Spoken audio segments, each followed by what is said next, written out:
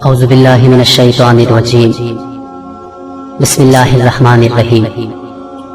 تمام سننے اور دیکھنے والوں کو السلام علیکم۔ پیارے دوستو، یہ قدرت کا قانون ہے کہ اس دنیا میں جو بھی آتا ہے اسے واپس ضرور جانا ہوتا ہے۔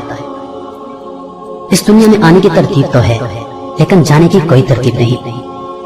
موت کا ذائقہ ہر ایک نے چکھنا ہوتا ہے اور قبر کی اندھیری کوٹھری میں ضرور جانا ہوتا ہے۔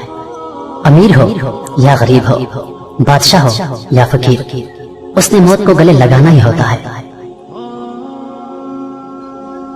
فرمان مصطفیٰ ہے، جب آدمی پر نزاع کا عالم طاری ہوتا ہے تو اللہ تعالیٰ اس کی طرف 5 فرشتے بھیجتا ہے۔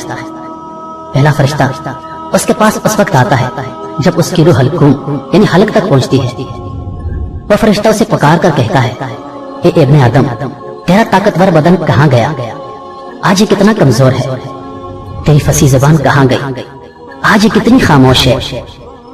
تیرے گھر والے عزیز و اقارب کہاں گئے؟ تجھے کس نے تنہا کر دیا؟ پھر جب اس کی روح قبض کر لی جاتی ہے اور کفن پہنا دیا جاتا ہے تو دوسرا فرشتہ اس کے پاس آتا ہے اور اسے پکار کر کہتا ہے، اے ابن آدم، تو نے تنگ دستی کے خوف سے جو مال و اسباب جمع کیا تھا وہ کہاں گیا؟ تو نے تباہی سے بچنے کے لیے گھر بسائے تھے وہ کہاں گئے؟ تو نے تنہائی سے بچنے کے لیے جو انس تیار کیا تھا وہ کہاں گیا؟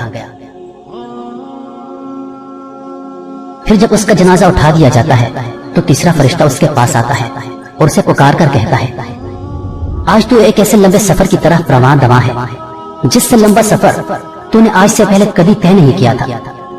آج تو ایسی قوم سے ملے گا کہ آج سے پہلے کبھی اس سے نہیں ملا۔ آج تجھے ایسے تنگ مکان میں داخل کیا جائے گا کہ آج سے پہلے کبھی ایسی تنگ جگہ میں داخل نہ ہوا تھا۔ اگر تو اللہ کی رضا پانے میں کامیاب ہو گیا تو تیری یہ خوش بختی ہے، اور اگر اللہ تجھ سے ناراض ہوا تو یہ تیری بدبختی ہے۔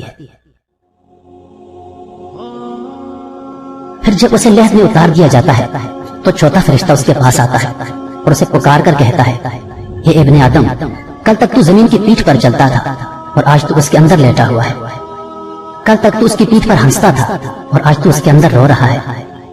کل تک تو اس کی پیٹھ پر گناہ کرتا تھا اور آج تو اس کے اندر نادم و شرمندہ ہے۔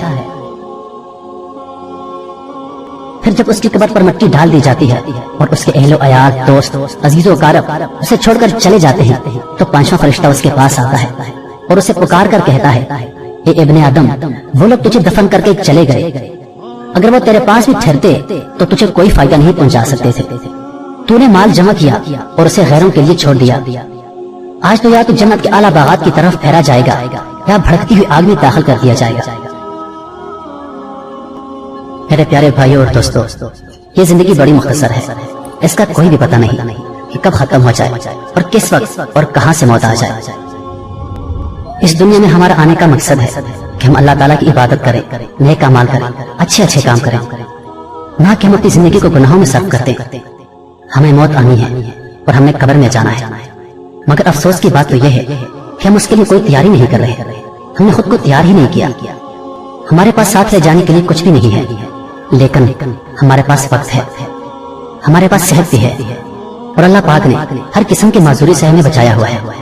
تو ہمیں چاہیے کہ ہم اس دنیا میں نیکی کریں، اچھے کام کریں، اپنی زندگی اس راستے پر ڈال دیں جس کا ہمارا پیارے نبی صلی اللہ علیہ وآلہ وسلم نے بتایا ہے۔ اللہ پاک ہم سب کچھ سمجھنے اور نیک اعمال کرنے کی توفیق عطا فرمائے۔